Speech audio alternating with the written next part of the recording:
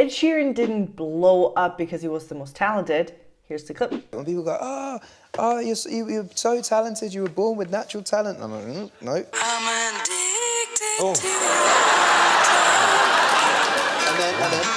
He blew up because he understood something that most artists completely miss out on. You don't need to grow your fan base from scratch. You just need to know how to borrow one. In the next 20 minutes, I'm gonna show you the exact Dream 100 system that he used to get millions of fans and how you can copy it starting today. But before I show you the Dream 100 system, I want you to understand why 99% of musicians approach collaborating the wrong way. The first thing that musicians usually think of when they hear collaboration is competition, right? Especially the more similar I sound, the more competitive it is, right? And I'm going to prove to you that this is absolutely not true whatsoever. Musicians are not in competition, and here is the proof.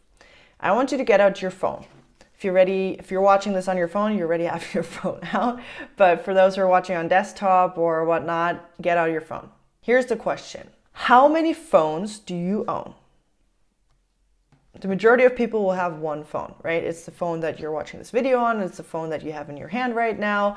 Doesn't really matter. At the end of the day, you have one phone. So companies like the iPhone or Samsung or Huawei, the Google phone, Sony, whatever the company it is, they are in competition because at the end of the day, you are only going to pick one phone. We are not going to have 20 phones. We're not going to have 10 or 50 phones. We are going to have one phone for the next couple of years at least. I want you to now look into your phone and either go on iTunes, Spotify, YouTube Music, whatever streaming platform you're using, and look at like how many artists are you listening to? How many songs are you listening to, or albums, EPs, whatever they are? Like, how many are there? There are probably thousands or even hundreds on the low end that you're listening to. There are hundreds of artists. There are thousands of artists. You're not going to just listen to one artist for the rest of your life, or to one song or an album for the next few years. I don't know about you, but I'm already sick and tired of my playlist 2 weeks ago, okay? I'm constantly looking for new artists and fresh music, and that's what the majority of people are doing as well. We're not listening to one song for the next 5 years, okay? We are not in competition. Actually, the more similar you sound, the better. If you're a country artist and you're collaborating with a reggae artist, for example, your fan bases are not gonna blend as well as if you're both in country, because the chances that I like country and reggae are lower than already knowing that they like country. I'm not saying you can't do that, but if it's not like strategic, it would make more sense to collaborate with someone who has similar sound than you, because now here these fans will actually come over and be like, cool, I also like country music, so it makes sense that I also like this country artist. Everybody wins. We win. We both win, we both grow, and we all do it organically, which is the best part of collaborating. Okay, so someone who's perfected this is Ed Sheeran. And there was this one year, and I don't remember the exact year, but it felt like Ed Sheeran was everywhere. He felt like omnipresent. Like, it doesn't matter what album came out that year, he was on it. Like, he was just collaborating with everyone. And so I was curious. I went on his Spotify and I knew that he was doing this, but I had no idea by how much he was doing this. Like, there are two categories that I really realized he perfected. One was features and the other one were remixes. The first thing I want to dive into are features. So just off the bat, and I knew he had this, it's called the number 6 collaboration project. So his entire album just with collaborations. So there are 14 songs, 15 songs on here, just collabs. That's it. Like, an entire album just with collaborations. right there, okay? But he obviously didn't stop here. He has The Joker and the Queen by Taylor Swift, Remember the Name by featuring Eminem and 50 Cent, Way to Break My Heart featuring Skrillex, Perfect Duet with Beyonce, Shivers featuring Jesse and Sumnai, South of the Border featuring Camila Cabello and Cardi B, The Perfect Symphony with Andrea Combelli, he's the Italian opera singer, I Don't Want Your Money featuring Her, Nothing On You featuring Paulo Londra and Dave, I Don't Care featuring Justin Bieber, Life Goes On featuring Luke Combs, again Shivers featuring Vuduk and Slava Marlowe, Blow with Chris Stapleton and Bruno Mars, and the list went going on and on. I just put them in here because there are just so many collaborations they did not fit on my screen. That's not even counting the collaborations he's been on other people's albums or singles or songs, right? These are just features where he invited an artist onto his songs. And I'm not even counting the songs he's written for other people. I'm not even getting into that. The second category he then perfected were remixes. And I was completely unaware of this category until I was going through his streams. This just blew my mind. Again, he had an entire album with just remixes. And this is the cool thing from like an artist perspective. You don't have to write a new song every single time. You write the song once, and then he has 14 other artists who have remixed the same song. And then he made an album out of that. Like, that is, for us, that is the least amount of work. But look at the streams. Obviously, we're talking millions here because it's Ed Sheeran, but even if these were just a couple of thousands, like all these streams he has right here, just because he did remixes, he already wrote the song. All he had to do is have other artists remix it. So all these streams he's got here, and some have even almost 200 million streams here. He has this song and this remix, which is just nuts. He would have never had these extra streams, which are fans, if he hadn't done these remixes, right? So again, he's tapping into the fan base of these artists who are remixing his song, right? How cool is that? So again, he has an entire album with 14 songs on here, but of course he didn't stop there. There's the Peru remix, Thinking Out Loud, Shivers, South of the Border, again Shivers, Overpass Graffiti, then again Shivers, apparently very popular to remix, Photograph, Shape of You, I Don't Care Again, Happier, and again, I have all these songs on here that did not fit on the screen, just remixes. Think about this, Ed is tapping into all of those fan bases, every single song he does, every feature he does, every remix he does, and look how many he's done, so no wonder he's like this omnipresent artist that everyone knows of. Like, how can you not?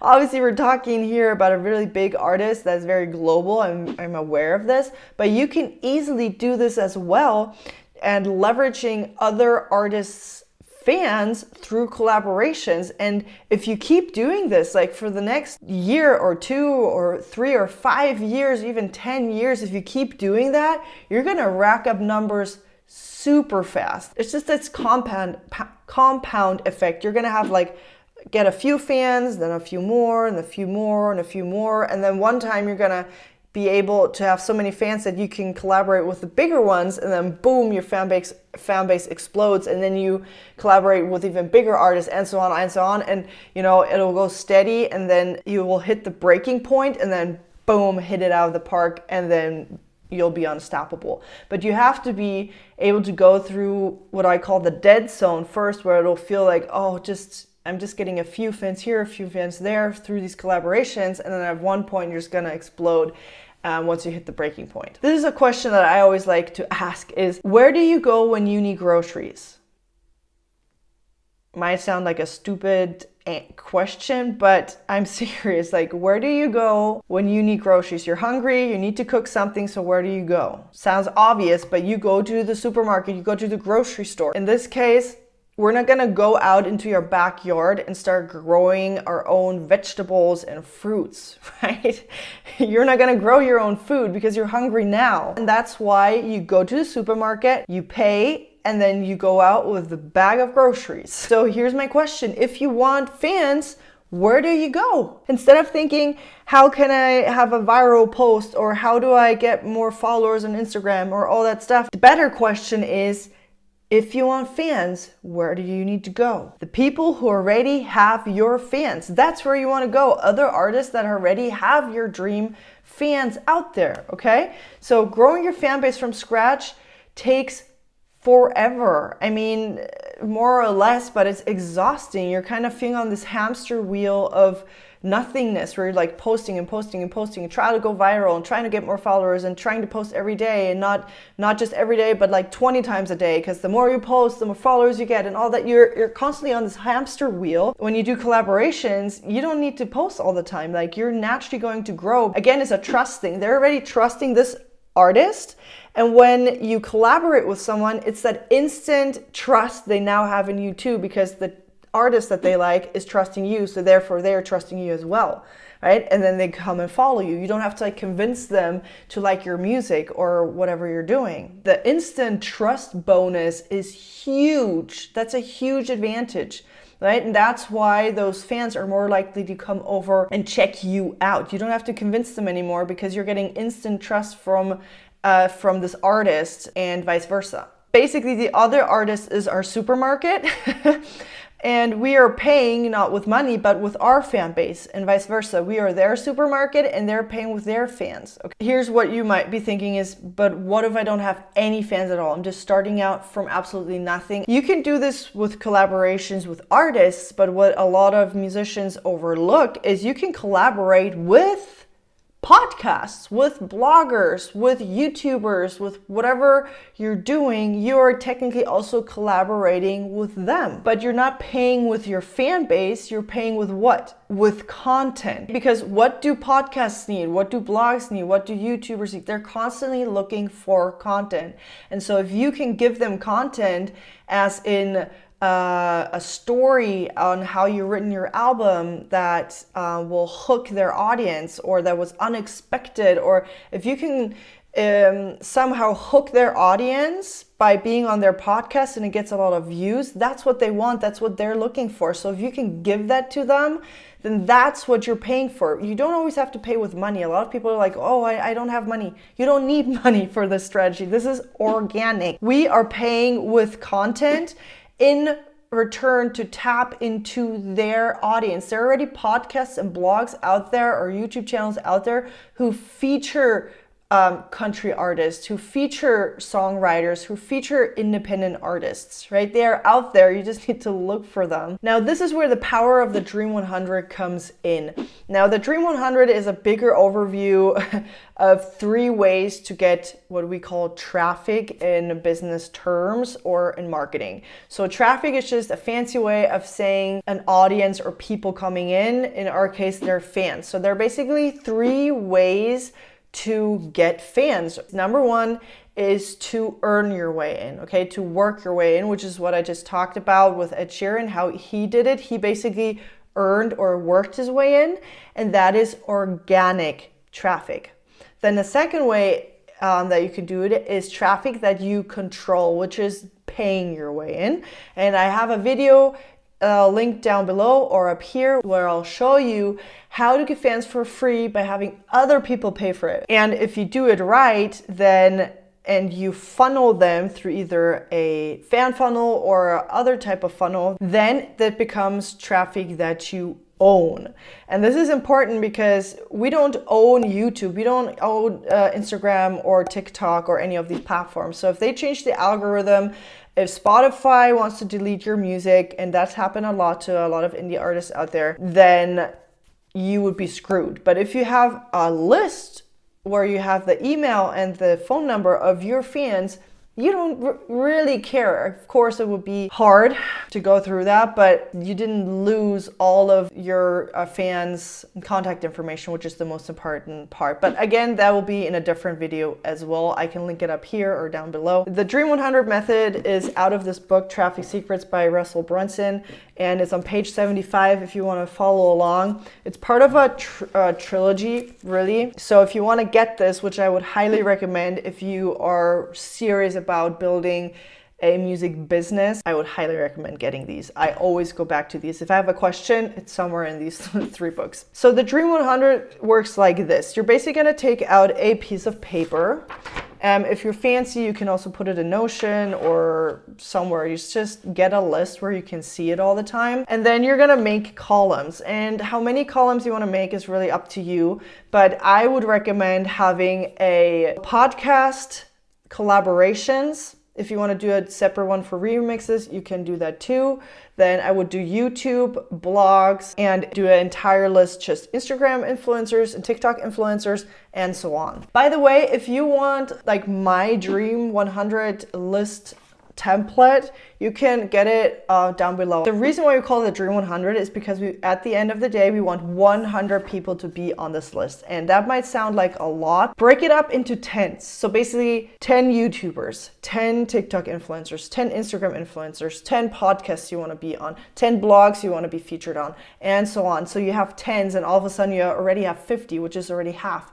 And then you can do 20 collaborations and then 10 remixes or whatnot. And all of a sudden 100 is done like that, okay? So think of it in 10s, right? That's what I like to do because 100, I get it, does feel overwhelming. But here's the reason why we want to have 100 people on our list. I don't know anything about basketball. I play basketball like once in a while if like other people want to, but I know nothing about basketball.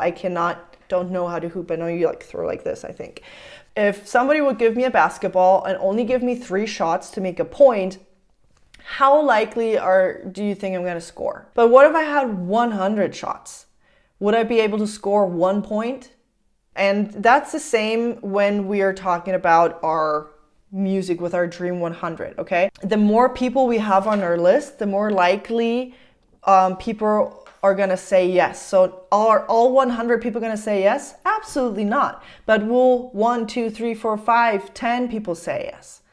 Probably, because if you do 100 shots, even if you know nothing about what you're doing and you're just kind of reaching out to people and you're a complete amateur, you will at least score 1 out of 100 shots, okay? And the second thing what happens, you're putting in the reps, okay? So the more you do it, the better you get. So in the beginning, you might not get a lot or any, then you get better and then you get more and more people to say yes. But if you only have 3 people on this list, the pressure is gonna be really high because you're like, I need all 3 to say yes. We just wanna up our odds. Let's make this more specific. So this is what I do. You go into Spotify and you put in your name. Okay, and then you scroll down to the bottom where it says fans also like. So you don't have to even be like, oh, what artists sound like me? Who could I collaborate with? Blah, blah, blah. Here's the answer. You put your name into Spotify, you scroll to the bottom and it says fans also like, and you click on that and now boom, look how many artists Spotify is recommending that sound similar to you, so it would make the most sense to collaborate with them. So I do want to say this. You got to be careful who you are collaborating with, okay? Don't just collaborate with anyone. You want to make sure that your values align, that your fan base is also aligned. Not just like your music, but you as personalities also align. Depending on who you collaborate, it can make and break you as well. Do your research. So this is what I would do. So I would go in and then click on an artist. First of all, listen to their music if you haven't listened to them. And then you scroll down, and then here in the About section, you can read a little bit about them. And then here on the side, they have their social media. So then I would go on Instagram and check out their Instagram and be like, is this someone I would also, on a personal level, want to collaborate with them? Either here, or if you go on their website or whatever they have here, their link tree or something, go and find an email or something where you can contact them. So email will be the best because not a lot of people email people. First of all, follow them, find their email, and then here on Messenger, here's the pro tip.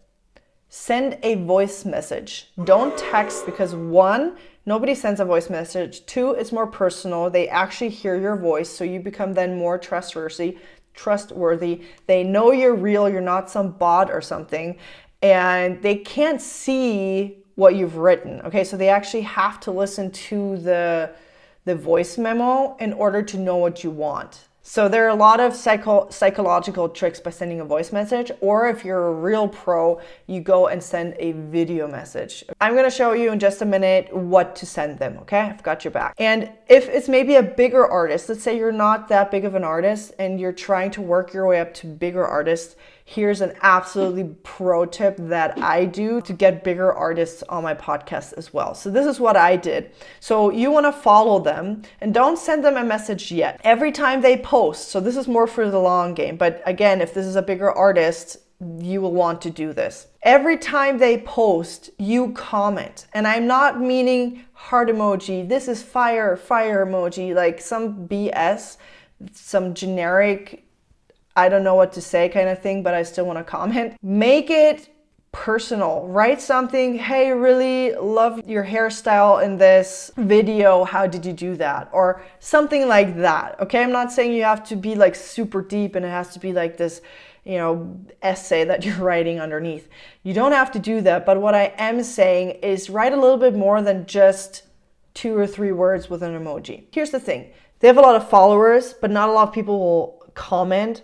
And the people that do comment are like very generic about it. So when they see that you like are really making an effort there, they will remember that. When they see that every time they post, so every time they post, you comment something useful and you do it over and over and over again. Let's say you do it for a week or 2 or 3, depending on how often this artist is posting, or when they post in their stories, also comment on that. And then once you do message them a month later, or I don't know, for however long you want to do that, 6 months, whatever, once they've seen that you've been really like making an effort and you've been like, subconsciously, they will remember every time they're like, oh, Alise Koa, right? She's the one who has been commenting on my stuff all the time, right? And not just once, not just twice, not even 3 times, but every single time. And now when I message her, then you'll be like, oh yeah, Alise Koa, yeah, she's been commenting. And now they're also more likely to open my message, okay? So this is a really cool pro tip, how to get bigger artists to collaborate with you or at least to open your message. So this is what we wanna write. The golden rule that I cannot stress enough is to make it personal. It's about them, not about you. Nobody cares about you yet. Okay, so stop talking about you and stop talking about blah, blah, blah, blah, blah. Make it about them. Okay, when you do that, pretty much you can't can't do that much wrong. Okay, so 1, state their name and then yours. It doesn't get more personal than using somebody's name. Second thing is, how did you find or discover him or her? Then 3rd is say something personal. And then 4th, state your proposal. And then 5th, let me know what you think. So here's an example. Okay, state their name. Say, hey Leona, it's Alise. Easy. Second, how did you discover them? So number 1 could be Spotify recommended your song Too Good to Me. Or if you've been following them for a while, is, hey, I've been following you on Instagram for a while because I really respect your artistry and love your music. Okay, so now they can kind of know where you're coming from. 3rd is write or say something personal. So Spotify recommended your song Too Good to Me, and I loved it so much that I went and had to check out your music video as well. How did you get those outside car shots with Berlin traffic? Must have been hard.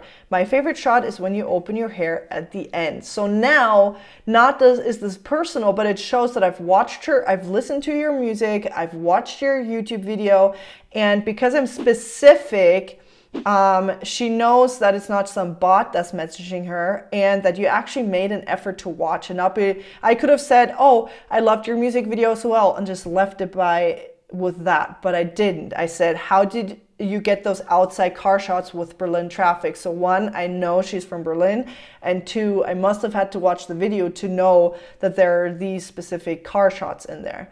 The pro tip here is I asked a question, okay? So this is very powerful to ask a question because 1, it shows that you're interested, and 2, they're more likely to answer because they need to answer your question. Again, you're not having to write this big essay because we want to make sure that this voice memo is under a minute. Okay, so don't go and have to like make up this big story. Keep it simple, keep it short, but have what you say be meaningful. And the second example would be, I've been following you on Instagram for a while because I really respect your artistry and love your music. So my favorite song of yours is Too Good because I can relate to the lyrics, and then insert the specific lyric there, okay? And I love the chill vibe. And then you could ask, how did you come up with this lyric, for example, right? I could have added this as well. Then 4, state your proposal. I'm currently working on a new song, and because we have a similar sound and our brand values align, we could maybe collaborate on it. Again, just one sentence, keep it short, nothing fancy. Then 5, let me know what you think. Let me know what you think, and we can talk specifics if you're up for it. Talk to you soon, and then put your name if you haven't had a conversation yet. I like to add talk to you soon because it seems very optimistic about. Don't just I hope, or don't put vague stuff in there. It sounds unsure and vague, and you don't want that. So I always put, hey, talk to you soon, because it puts that with or without you energy, right? So basically this is happening with or without you. Of course, this is a collaboration, but I'll just find someone else to collaborate with, right? It's not gonna be like my one and done, world-ending situation, right? Just be like, hey, I'll talk to you soon. So here's the entire message in full. Hi Leona, it's Alise. Spotify recommended your song Too Good to me, and I loved it so much that I went and had to check out your music video as well. How did you get those outside car shots with still in traffic? Must have been hard. My favorite shot is when you open your hair at the end. I'm currently working on a new song, and because we have a similar sound and our brand values align, we could maybe collaborate on it. Let me know what you think, and we can talk specifics if you're up for it. I'll talk to you soon, Alise. What should I write when I'm trying to pitch a podcast or a blog or something, right? So my framework for this is 1, again, you always want to make it about them, not you. 1, hook and relevance. So open with why you're reaching out and why their show specifically is a great fit. Show you did your homework and aren't spamming, okay? Because again, I can't tell you like how many times I think like, do you even know me? Like, did you even look at my Instagram or listen to a single episode of my podcast? Like, what the heck? 2, story and a snapshot. So share a story, intriguing story or angle that would make an interesting episode. Focus on transformation, struggles, or a unique journey, not just I make music, okay? 3, value for their audience. So why should you be on their podcast and talk to their audience, right? Explain what listeners will gain from having you on. Think about emotions, lessons, or behind the scenes insights, not just promotion, okay? And then 4, easy yes. Make it super simple for them to say yes, including your EPK link, so electronic press kit, socials, and a call to action like, would you be open to a quick chat? Here's an example. Subject, idea for your show, from burnout to 1 million streams without a label. So, hey, and then whoever you can find, again, we want to use a name. If you don't find one, then you can put the podcast name or something. But again, if you can find a name, it'll just make it way more personal. I've been loving your podcast, especially the episode with, and then put it there. It really resonated with me because I went through something similar. And also, again, if you can be a bit more specific there, then it will be better. I'm an independent country artist or whatnot, artist from Germany, and my journey took a wild turn. I quit my 9 to 5, nearly gave up on music, and then I built a fan base of, 500,000 listeners by focusing on storytelling and community instead of chasing labels. Your audience would enjoy a conversation on how to get a real fan base without the industry machine. The mistakes I made early on and the mindset shifts that changed everything. Here's my EPK with music, press photos, blah, blah, blah. Would you be open to having me on the show? Mahalo or thanks, and then your name, and then like a link to your website, EPK, Instagram link, whatever, right? Make it easy for them. What if you're like, Alise, I haven't accomplished anything yet. I'm at the very beginning. I'm just going to show you in this example how easy it is. Like, you don't have to don't need millions of fans or all these streams to start pitching to podcasts. People I've interviewed have like less than 2,000 streams on Spotify or something. So, idea for your show, I wrote my debut EP, Living of a Van, okay? So, hey, name, I've been following your podcast for a while, the episode with, and so on, so same thing. I'm a country artist currently working on my first EP, and my creative process took an unexpected turn. I spent 3 months living out of a van on the Australian coast, writing songs inspired by strangers I met along the way. The result is a collection of stories about freedom, fear, and chasing music with nothing but a guitar and a dream. I think your listeners would enjoy a raw conversation about creating art with a roadmap and how those in-between moments can become the most powerful part of an artist's story. Here's my EPK, and so on and so on. So again, just put an interesting story about either you or about the song you were making or the album or whatnot. Just any interesting story you can tell, put it in here. In today's age, you don't need to start from scratch, okay? So if you're a real pro and you just want to like crank things out, then I would recommend Poppy AI. This is an absolute beast, but it's also quite expensive. I mean, it's not expensive for what it does, but it's out of my budget. So if you're just starting out, it probably will be out of your budget. But if you've been doing this for a while and you just want to speed up this process, what I would do is get Poppy AI and then get the episodes. Let's say you want to be on the podcast and the writer is, for example, I would get your favorite episodes and put them in the group, and then I would put your if you have an EPK, I would have it here and then link them up with your chatbot and then be like, hey, write this email for me using my EPK as information and how I could best pitch this podcast using the group one with their podcast examples. Boom, done, you're ready to go, ready to rock and roll.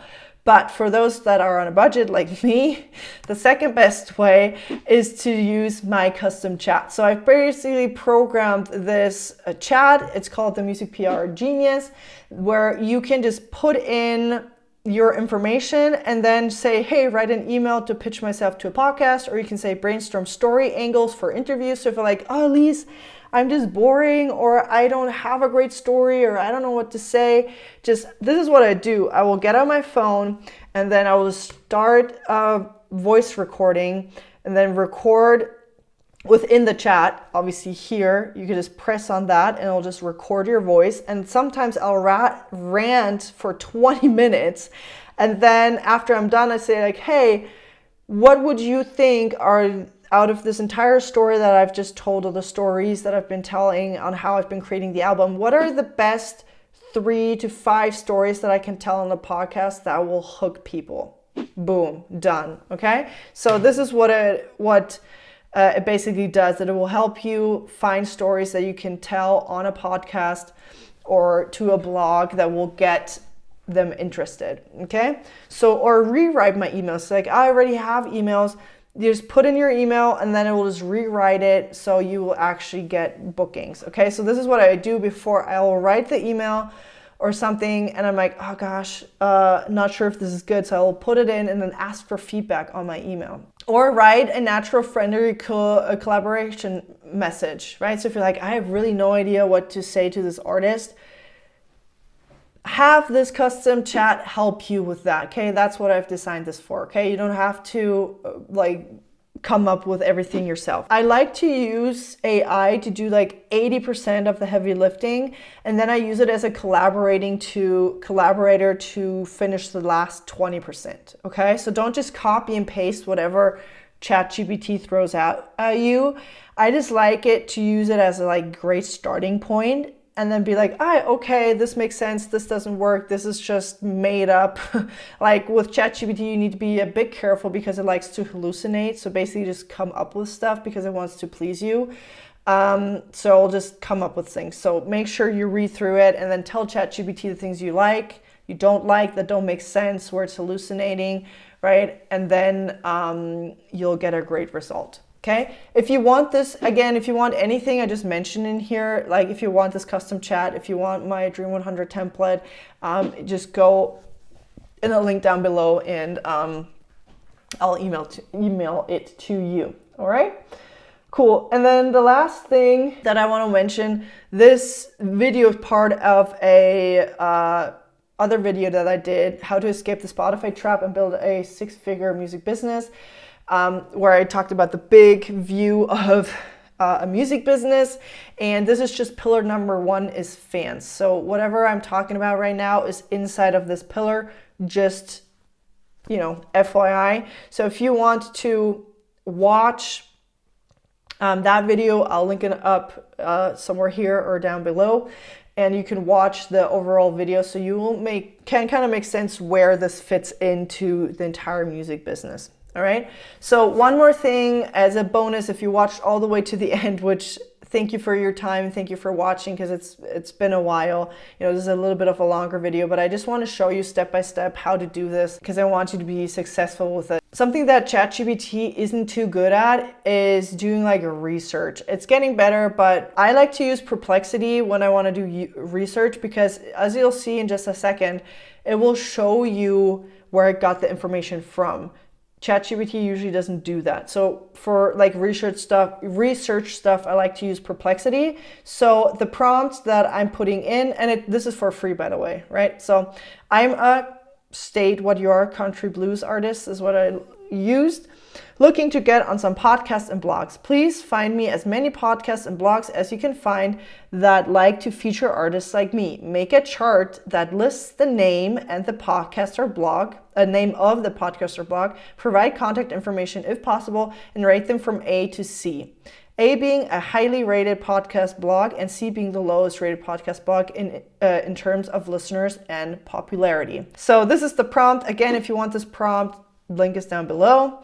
And you can go, and now when I hit enter, this is live, by the way, we'll see, you can instantly see where it's getting this information from, right? So here in sources, when I click sources, you can see where it's getting these from Reddit, some even from Spotify, some from other website, Reddit, another website, Spotify for creators. So you can see where it's getting this information from, not just like giving you information, but again, ChatGPT likes to hallucinate because it just pulls information, and if it has blanks, it'll just fill it in itself.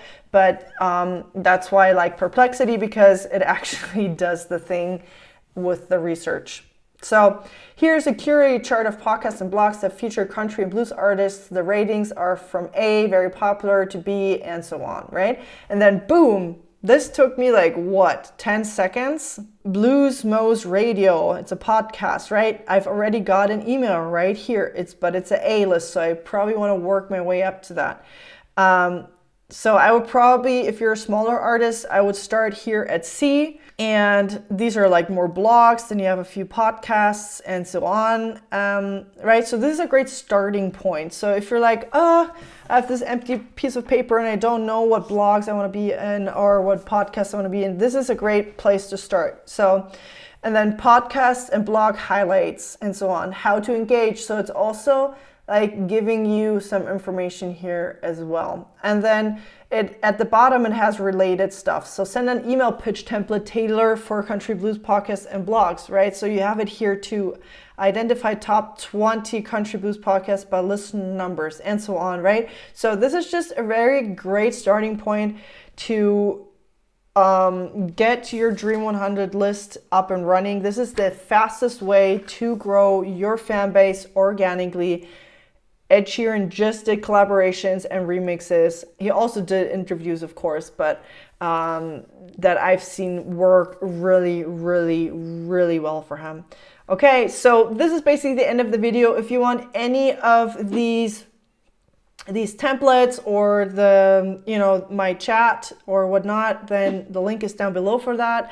Also, if you want to now move on to the second type of traffic, which is traffic that you control, basically I'll show you how to get fans for free by letting other people pay for that. So if you're interested in that, here's the video, and If this has been valuable, I would love a subscribe from you, and I'll see you in the next video.